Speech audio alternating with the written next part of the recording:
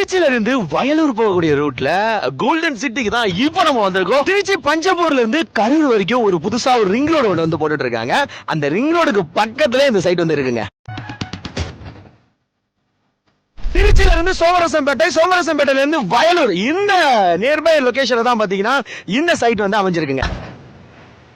அள்ளித்துறையில வந்து பாத்தீங்கன்னா nearby place இந்த சைட்ல இருந்து அங்க வந்து ஒரு பிரம்மாண்டமான ஒரு பஸ் ஸ்டாண்ட் வந்து வரப்போகுது.